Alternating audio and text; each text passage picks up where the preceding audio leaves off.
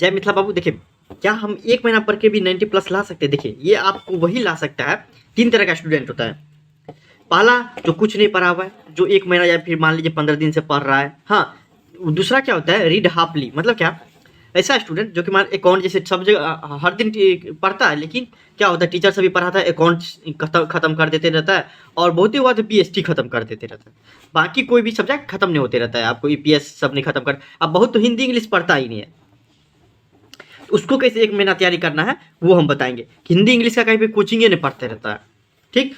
एक होता है कि नहीं कंप्लीटली कम से कम पूरा का पूरा सिलेबस खत्म कर दिया है हर एक सब्जेक्ट का, और हिंदी इंग्लिश के साथ में, तो वही आपको क्या करेगा 95 प्लस पार कर जाएगा, ठीक। सिर्फ और सिर्फ 1 महीना आपको देखिए बोला जाता है कि कितना आप पढ़े हैं ये मायने नहीं रखते हैं, आप किस तरीके से रिवीजन करिएगा या किस तरीके से 1 महीना पढ़िएगा, अंतिम 1 महीना वो मायने रखता है आपको मार्क्स के लिए।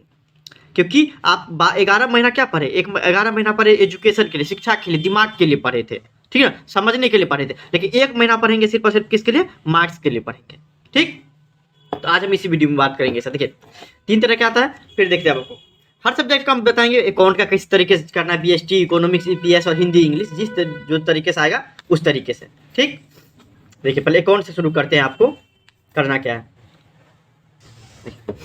अकाउंट में क्या है, आपको 3 तरीके का विद्यार्थी बताए थे कि अगर मान लीजिए सिलेबस नहीं कंप्लीट हुआ है, तो आपको बार बार बोल रहे सिलेबस अगर कंप्लीट नहीं हुआ है आपको, या फिर मान लीजिए 15 दिन से पढ़ रहे हैं, 1 महीना से पढ़ रहे हैं, या फिर मान लीजिए अकाउंट में जो है ना आपको थोड़ा बहुत पढ़े थे, क्लास जाते थे आते थे, तो आप प्रैक्टिकल क्वेश्चन अटेंड नहीं करिएगा, आप प्रैक्टिकल पर ध्यान भी मत दीजिएगा। क्यों? क्योंकि देखिए 30 क्वेश्चन पूछा जिसमें जवाब कितना देना है, 15 का जवाब देना है। 30 में से जवाब कितना का देना, सिर्फ और सिर्फ 15 का जवाब देना पड़ेगा, और उसमें भी क्या कौन सा, सिर्फ 3 से 4 प्रैक्टिकल आएगा, तो क्यों उस पर हम पूरा दिमाग देकर पूरा का पूरा क्वेश्चन छोड़ के आ जाएंगे। और 5 नंबरी का भी बात करें तो 8 क्वेश्चन रहता है, जिसमें 4 प्रैक्टिकल रहता है, 4 थ्योरी रहता है, तो हम थ्योरी देख लेंगे, थ्योरी बना लेंगे, थ्योरी तो याद हो जाएगा। थ्योरी याद करने के लिए तो कोई आपको निंजा टेक्निक नहीं चाहिए, कोई फॉर्मूला नहीं चाहिए, ठीक है। देखिए प्रैक्टिकल के लिए क्या चाहिए, हर एक कॉन्सेप्ट आपका क्लियर रहना चाहिए, हर एक कॉन्सेप्ट आप क्लियर करना चाहिएगा, तो अकाउंट का तो हो जाएगा, और सब सब्जेक्ट का क्या हो जाएगा, छूट जाएगा, क्योंकि 1 महीना बचा हुआ है। तो हर एक सब्जेक्ट को क्या करना है, कोऑर्डिनेशन बना के चलना है, तालमेल बना के लेके चलना है, ठीक, हर एक सब्जेक्ट का। तो देख लीजिए, तो उसमें आप क्या करें, प्रैक्टिकल पोर्शन जितना भी होगा, अगर छोड़ सकते हैं तो छोड़ दीजिए प्रैक्टिकल पोर्शन, ठीक ना। प्रैक्टिकल पर ध्यान नहीं दीजिएगा तो सही रहेगा। फिर आता है अगर मान लीजिए सिलेबस नहीं कंप्लीट, और सिलेबस कंप्लीट है तो आपको सिर्फ और सिर्फ जितना पता है 12 से 13 प्रैक्टिकल कर लीजिए। क्यों? क्योंकि 3 से 4 आता है, 3 से 4 आता है, वो भी लिमिटेड चैप्टर से, 5 चैप्टर या 6 चैप्टर से आता है, वो भी लिमिटेड चैप्टर से प्रैक्टिकल क्वेश्चन, ठीक है। जबकि थ्योरी के लिए आपको पूरा का पूरा चैप्टर पढ़ना पड़ेगा, पूरा का पूरा चैप्टर पढ़ना पड़ेगा। अकाउंट का बात करते हैं, ऑब्जेक्टिव का क्या रहता है, आपको ऑब्जेक्टिव भी 50% पूछ सकता है। ऑब्जेक्टिव का देख लीजिए, अगर आपका कॉन्सेप्ट क्लियर है, अगर आप हर एक चैप्टर को बढ़िया से पढ़े हुए हैं, अकाउंट का बात करें, बीएसटी, इकोनॉमिक्स, ईपीएस, तो आपको ऑब्जेक्टिव में तो दिक्कत नहीं होने वाला है, 110% ऑब्जेक्टिव में तो दिक्कत नहीं होने वाला है। क्योंकि देखिए ऑब्जेक्टिव जो याद नहीं रहता है उसी को याद नहीं रहता है जो आपको रखता है, लेकिन वही जिसका कॉन्सेप्ट क्लियर, अच्छा क्यों डेबिट हुआ, क्यों क्रेडिट हुआ, ये सब कुछ पता रहता है आपको, तो वो क्या होता है, उसका पूरा का पूरा याद होता है एक बार देखने से, ठीक है ना। एक बार देखने से उसको पूरा का पूरा याद हो जाता है। या फिर मान लीजिए आपके पास मान लीजिए कि नहीं पढ़े हैं, चलो कोई दिक्कत नहीं होता है, किसी भी रीजन से आप नहीं पढ़े हो, तो मॉडल पेपर या गेस्ट पेपर तो होगा, 110% होगा, उसमें बीएससी भी लिखा होगा ऑब्जेक्टिव का, कम से कम उतना क्लियर आप कर लेंगे। हम बताए हैं वो तो रिपीटेड क्वेश्चन है, बार बार पूछता है, तो 110%, नींद में भी पूछेगा तो आप उसका जवाब दे दीजिएगा। क्यों? क्योंकि 99 100% वो आने वाला है, रिपीटेड क्वेश्चन है, हर 2 साल पे या 1 साल पे पूछता है, वही क्वेश्चन लिए हम, ठीक। अब मॉडल पेपर में कम से कम आपको बहुत क्वेश्चन रहता है, नो डाउट एट ऑल, हर चैप्टर में बहुत क्वेश्चन रहता है, तो उसका आप वो कॉन्सेप्ट क्लियर कर लीजिए मॉडल पेपर से।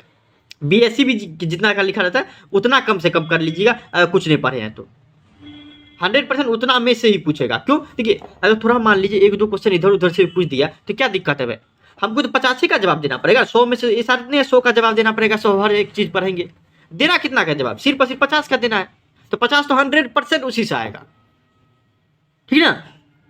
तो देख लीजिए आपको, तो अरे देखिए वही जिसका कॉन्सेप्ट क्लियर हो, ऑब्जेक्टिव पूरा का पूरा 100% कमांड हो, ठीक है ना, तो वही आपको आगे चलकर क्या बनता है, आपको टॉपर बनता है, ठीक। तो ऑब्जेक्टिव में आपको क्या करना है, 2 तरह का रहता है। देखिए ऑब्जेक्टिव ये हो गया अकाउंट का किसी भी सब्जेक्ट का ऑब्जेक्टिव उसी तरीके से करना है कवर अप, ठीक, ऑब्जेक्टिव में वही करना पड़ेगा आपको, ठीक। आता है अब आता है कि बीएसटी, देखिए बीएसटी ना थ्योरेटिकल सब्जेक्ट है, हाँ बीएसटी थ्योरेटिकल चैप्टर बहुत ही कम चैप्टर है, बहुत ही मजेदार सब्जेक्ट है, ठीक है। याद करिएगा ना, आपको बिजनेस के बारे में बताते रहेगा, बिजनेस स्टडीज है और आराम से याद हो जाएगा। बीएसटी ऐसा सब्जेक्ट है जिसमें आपको ज़्यादा मत्था पेची नहीं करना, अकाउंट में भी करना पड़ सकता है, ईपीएस इकोनॉमिक्स में भी कर सकते हैं, हिंदी इंग्लिश में भी, लेकिन ये बहुत मजेदार चैप्टर, सिर्फ कहानी की तरह भी याद करेगा तो याद हो जाएगा, ठीक। देखिए अगर कुछ नहीं पढ़े तो VBA जितना दिए सिर्फ उतना कर लीजिए और उसी का रिविजन करते रहिए करते रहिए करते रहिए करते रहिए, ठीक।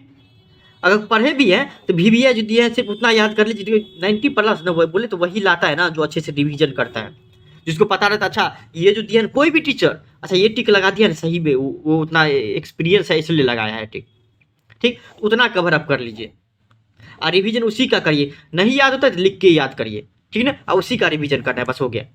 देखिए आज जो नहीं पढ़े हैं कम से कम आप 1 घंटा निकाल के 10 दिन कम से कम 10 वीडियो रहता है, 10-12 वीडियो बनाया है, पूरा का पूरा चैप्टर का कवर अप कर दिए हैं, तो वो आप उतना तो कर सकते हैं, ताकि आपको ना कि ऑब्जेक्टिव में दिक्कत हो ना कि सब्जेक्टिव में दिक्कत हो, क्योंकि एक बार आपका कॉन्सेप्ट क्लियर हो जाएगा, ठीक। एक बार कॉन्सेप्ट क्लियर हो जाएगा तो दिक्कत नहीं होगा आपको।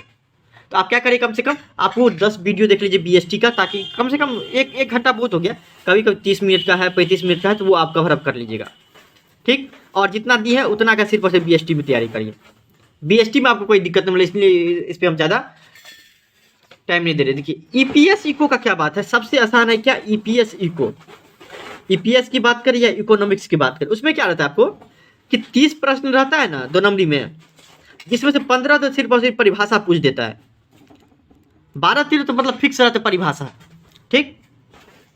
तो अगर आप परिभाषा भी याद कर लीजिएगा ना EPS का या इकोनॉमिक्स का, तो आपको पूरा का पूरा नंबर आ जाएगा। देखिए देखिए कहीं भी दिक्कत है, आप पहले पढ़े या नहीं पढ़े इसलिए टीचर से भी नहीं पढ़ाते रहते, बस यही कारण से, क्यों, क्योंकि समझता है कि परिभाषा पूछता है, परिभाषा भी दे देंगे तो याद हो जाए, मतलब नंबर ले आ जाएगा पूरा पूरा नंबर, ठीक। अब मान लीजिए 10 से पूछा, हमको जवाब देना है 15 का, तो 5 तो ऐसा क्वेश्चन रहता है जो कोई भी जवाब दे दे, फीचर्स वगैरह से पूछ देते रहता है, एग्जाम्पल पूछ देते रहता है आपको, एग्जाम्पल वगैरह तो कोई भी दे देगा, ठीक। तो ये रहता है, इसलिए आपको इकोनॉमिक्स EPS कोई नहीं पढ़ाते ना, कोई नहीं आपको ध्यान देते रहता है। फिर देखिए 5 नंबरी में आपको थोड़ा बहुत याद करना पड़ेगा, अभी ज़्यादा क्वेश्चन है, 15 से 20 क्वेश्चन से 8 क्वेश्चन जिसमें पूछता है, 15 से 20 क्वेश्चन याद करना है, बस हो गया, उससे ज़्यादा नहीं पूछना याद करना है, ठीक। EPS में कम होता है, लेकिन इकोनॉमिक्स में 15 से 20 क्वेश्चन, इकोनॉमिक्स में क्या रहता है, प्रैक्टिकल नहीं होता है, प्रैक्टिकल नहीं होता है, जबकि इसमें EPS में 17 नंबर का एग्जाम रहता है, क्योंकि 30 नंबर का क्या रहता है, प्रैक्टिकल रहता है, ठीक। तो ये देख लीजिए, बस इतना कर लीजिएगा और कुछ करने का जरूरत नहीं है। इकोनॉमिक्स EPS इसलिए नहीं पढ़ाते रहते क्योंकि समझता है कि परिभाषा से भी काम चल जाएगा, ठीक। फिर आता है आपको क्या, एक हिंदी इंग्लिश का, क्या आता है आपको, हिंदी इंग्लिश का। देखिए हिंदी इंग्लिश का बाबू क्या करेगा आप, हिंदी इंग्लिश का हम बार बार वही बोल रहे हैं, हर बार यही बोल रहे हैं आपको, ठीक ना, कि मान लीजिए पढ़े हैं आप तो समरी सिर्फ देख लीजिए, क्या चैप्टर आप लाइन बाय लाइन टीचर अगर पढ़ा दिए थे तो बहुत बढ़िया बात है, क्यों, तब तो एक्सप्लानेशन सब में भी दिक्कत नहीं होगा। अच्छा आप अपने समझिएगा कि इस चैप्टर से लिया गया एक्सप्लानेशन, लिख दीजिएगा, समझे, तो उसी को आप रिविजन करते रहिए, तब तो कोई दिक्कत नहीं आपको, ठीक। वही देखते, ऑब्जेक्टिव भी देखते रहिएगा, ऐसा बात नहीं है कि ऑब्जेक्टिव में मान लीजिए कि ग्रामर पोर्सन जो है आपका, ग्रामर में बाबू ना आप ग्रामर हर एक चीज़ ग्रामर पढ़ने लगेगा कि टेंस क्या है, वॉइस क्या है, स्पेलिंग थोड़ा देख लेते हैं, ये सब नहीं, ग्रामर सिर्फ और सिर्फ जो इंपॉर्टेंट ऑब्जेक्टिव बताए हैं उतना कर लीजिए, बस हो गया, वो सब नहीं देखा जाता है। हाँ इसमें आपको गेस्ट पेपर का देख लीजिएगा तो सही रहेगा, क्या मनोरमा का सबसे बेस्ट होता है, या SBPD का भी इंग्लिश हिंदी बेस्ट होता है, तो वो देख लीजिएगा, बस हो गया। कुछ नहीं किए हैं तो बार बार बोले हैं कि आप क्या कर लीजिए, उसका कम से कम हर एक चैप्टर का समरी देख लीजिए, 15 से 20 मिनट में यूट्यूब पर सब हर एक का अवेलेबल है। हम भी आपको दिए हैं कितना, हम तो दिए 5 से 10 मिनट का समरी, जो कि आपको पूछता है उतना ही दिए सिर्फ, तो वो समरी देख लीजिए, और BSc वाला जितना भी रहता है वो कम से कम याद कर लीजिए, हिंदी इंग्लिश में भी इतना कम से कम कर लीजिए ताकि दिक्कत हो। समरी इसलिए देख लीजिए क्योंकि आपको ये पता, अच्छा इस चैप्टर का ये मतलब है, ये मतलब है, ये मतलब है, तब आपको ये लगेगा अच्छा ये मतलब है, तो आपको क्वेश्चन आंसर में थोड़ा भी याद करिएगा ना, समझ भी लीजिएगा ना, तो कोई पूछेगा ना तो आपको कर दीजिएगा। जैसे मान लीजिए कि एक चैप्टर है कि उसने कहा था, है ना, उसने कहा था कुरमाई शब्द बार बार आता है, तो आप पढ़े रहेंगे और मान लीजिए समरी उमेरी देखिएगा तो याद करने का जरूरत नहीं है, परिवार ये सब आपको क्वेश्चन आंसर आप अपने पूछ देगा एग्जाम में, जो कुरमाई का अर्थ क्या होता है, तो आप लिख दीजिए मंगनी, अर्थात क्या है, हम चैप्टर एक बार देख लिए हैं, एक बार ध्यान में आ गया, लाइन बाय लाइन पढ़ने में उतना टाइम नहीं है, लाइन बाय लाइन पढ़ेंगे तो आपको 2-3 महीना लग जाएगा, उतना कौन टाइम देगा, और सब्जेक्ट है कि नहीं, लेकिन आप समरी तो देख सकते हैं, तो उतना करिए, और दिक्कत कहीं पे होता है तो इंस्टाग्राम पे फॉलो करके मैसेज करिए, ठीक ना। चलिए, थैंक यू सो मच।